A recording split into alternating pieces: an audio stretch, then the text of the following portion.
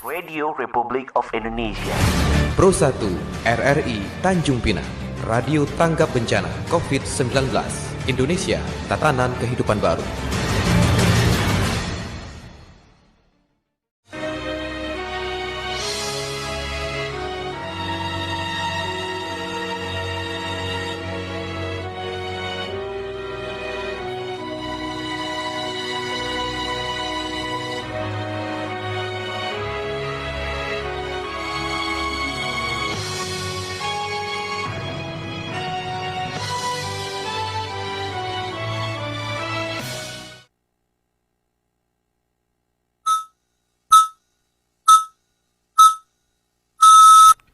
Tepat pukul 16 waktu Indonesia Barat.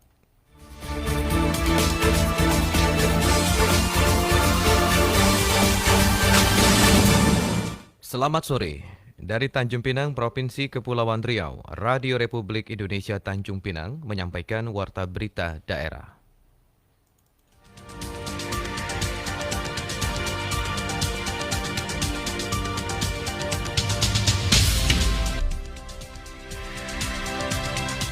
Ketua LAM Lingga apresiasi jajaran LAM dalam melestarikan adat dan budaya Melayu.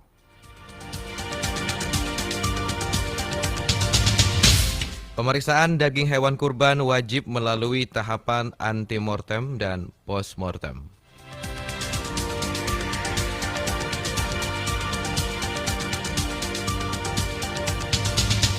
Inilah berita selengkapnya bersama saya, Ardian Huta Barat. Ketua LAM Lingga Datuk Sri Muhammad Ishak mengapresiasi seluruh ketua dan jajaran lembaga adat Melayu baik di tingkat kecamatan hingga desa telah meluangkan waktu dan pikiran untuk menjaga serta melestarikan adat budaya Melayu kepada generasi selanjutnya. Luar biasa organisasi LAM ini, organisasi yang sangat mulia, yang tanpa honor, tanpa apa-apa, mereka mau bekerja, meluangkan waktu, memberikan pemikiran-pemikiran dalam rangka melestarikan adat dan budaya Melayu di daerah masing-masing. Lembaga Adat Melayu Kabupaten Lingga merupakan wadah untuk melestarikan adat istiadat dan kebiasaan-kebiasaan masyarakat untuk memperkuat budaya daerah di bunda tanah Melayu. Ketua Lembaga Adat Melayu Kabupaten Lingga Datuk Sri Muhammad Ishak mengatakan bahwa Lembaga Adat Melayu sebagai tempat untuk menampung dan menjaga kelestarian budaya sehingga tetap terpelihara, tidak tergerus oleh zaman. Datuk Ishak juga mengapresiasi seluruh ketua dan jajaran Lembaga Adat Melayu baik di tingkat kecamatan hingga di tingkat desa telah meluangkan waktu dan pikiran untuk menjaga dan melestarikan adat budaya Melayu kepada generasi selanjutnya. Apresiasi yang setinggi-tingginya serta ucapan terima kasih yang tidak terhingga pada seluruh pengurus Lembaga Adat Melayu Kepulauan Riau baik di tingkat kabupaten, kecamatan, kelurahan dan desa, di mana mereka sampai saat ini terus bekerja melestarikan adat dan budaya Melayu. Begitu juga ucapan terima kasih kepada para kepala desa yang telah mengalokasikan anggaran untuk kegiatan-kegiatan pelestarian adat dan budaya Melayu. Mudah-mudahan semua ini dapat menjadi amal ibadah. Datuk Ishak juga berharap seluruh pengurus Lembaga Adat Melayu di semua tingkatan dapat terus bekerja maksimal meskipun tidak bergaji. Menurut Datuk Ishak, pekerjaan yang dilakukan pengurus LAM merupakan pekerjaan yang mulia. Selain itu juga, Datuk mengatakan banyak program yang telah disusun pada rapat koordinasi di tahun lalu belum dapat terrealisasi dikarenakan belum dikuncurkannya dana hibah untuk Lembaga Adat Melayu. Dan pada kesempatan ini saya juga mohon maaf terutama kepada pengurus LAM kecamatan di mana sampai saat ini kita belum menerima hibah pada tahun 2020 ini. Karena itu beberapa program yang telah kita susun pada rapat koordinasi kita pada tahun kemarin belum dapat terrealisasi. Kita berdoa, kita yakin Allah Subhanahu wa taala pasti akan mengabulkan doa kita cepat atau lambat. Datuk Ishak mengingatkan kepada seluruh ketua Lembaga Adat Melayu tingkat kecamatan agar dapat terus bersinergi dengan kepala desa agar pengurus Lembaga Adat Melayu di tingkat desa segera dikukuhkan.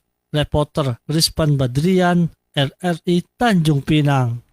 Sekretaris Persatuan Dokter Hewan Indonesia Provinsi Kepulauan Riau, Dr. Hewan Iwan Beri Prima mengatakan, pemeriksaan daging hewan kurban wajib melalui 2 tahapan, yakni antemortem dan postmortem. Untuk memastikan daging hewan kurban sehat dan aman dikonsumsi, maka wajib melewati 2 fase pemeriksaan, yakni antemortem dan postmortem. Antemortem adalah pemeriksaan terhadap hewan kurban sebelum dilakukan penyembelihan, sedangkan postmortem pemeriksaan terhadap hewan kurban setelah dilakukan penyembelihan. Demikian disampaikan Sekretaris PDHI Provinsi Kepulauan Riau Dr. Hewan Iwan Beri Prima kepada RRI. Menurutnya setelah hewan tersebut diperiksa akan diberikan label sehat dan layak atau SL. Begitu juga setelah hewan kurban disembelih. Tim kesehatan akan kembali melakukan pemeriksaan postmortem pada daging dan organ hewan kurban untuk memastikan kesehatan kurban dari dalam. Setelah hewan disembelih, kita akan periksa kembali dagingnya. Kita akan periksa organ-organ dalamnya. Apabila kita menemukan cacing di organ hati, jantung, maupun organ yang lain, tentu bagian-bagian ini tidak boleh dikonsumsi. Harus kita pisahkan dan dipastikan tidak diedarkan atau tidak didistribusikan kepada masyarakat. Iwan Beri Prima yang juga merupakan kasih kesehatan hewan di DKPP Bintan ini juga menghimbau agar daging kurban tidak disimpan dalam kantong plastik hitam.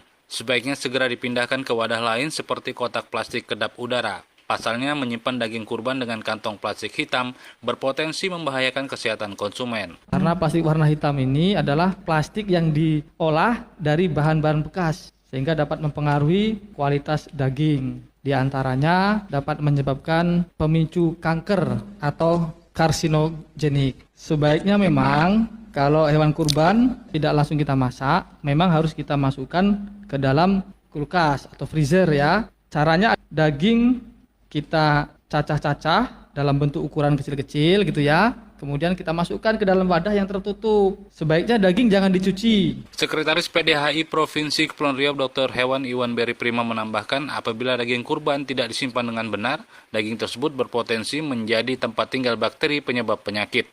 Meski freezer bisa menjaga makanan dalam waktu lama, tetapi tetap ada aturan dan batas waktu penyimpanan. Untuk daging sapi dan daging kambing, masa penyimpanan idealnya adalah 2 hingga 3 bulan.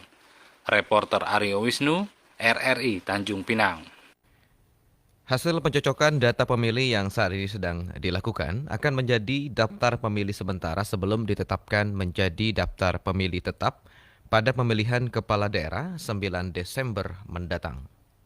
Tahapan pemilihan kepala daerah serentak tahun 2020 yang akan dilakukan pada 9 Desember mendatang saat ini masih dilakukan pencocokan data pemilih, di mana para petugas pencoklitan yang sudah direkrut oleh KPU Kabupaten Kota masih menjalankan tugasnya hingga saat ini. Komisioner KPU Kepri Rio Handoko mengatakan bahwa hasil pencocokan data pemilih yang saat ini sedang dilakukan akan menjadi daftar pemilih sementara sebelum ditetapkan menjadi daftar pemilih tetap. Untuk perekapan di tingkat Kabupaten Kota, daftar pemilih sementara ini mulai dilakukan pada 5 hingga 14 September mendatang. Kemudian baru akan direkap dan disahkan di tingkat provinsi sebagai daftar pemilih tetap.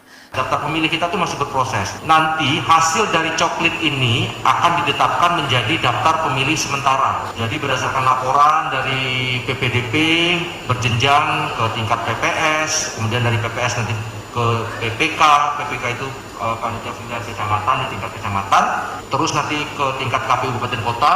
Nah itu nanti datanya akan terus berproses. Jadi output dari proses coklit ini adalah daftar pemilih sementara. Nah kalau melihat tahapannya, daftar pemilih sementara itu untuk rekap di tingkat kabupaten kota pada tanggal 5 September sampai 14 September. Jadi nanti hasil dari coklit ini adalah daftar pemilih sementara. Sementara itu untuk jumlah TPS yang sudah terdata oleh Komisi Pemilihan Umum Provinsi Kepulauan Riau untuk pemilihan kepala daerah serentak 9 Desember mendatang berjumlah 4.091 TPS. Reporter RRI, Erita Fitra Insani melaporkan.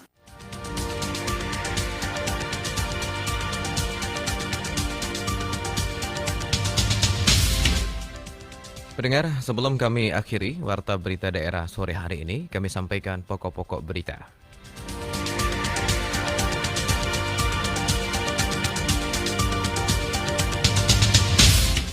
Ketua LAM Lingga apresiasi jajaran LAM dalam melestarikan adat dan budaya Melayu. Pemeriksaan daging hewan kurban wajib melalui tahapan antemortem dan postmortem.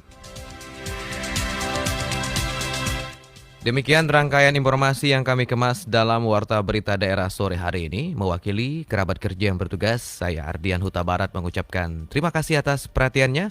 Selamat sore dan sampai jumpa.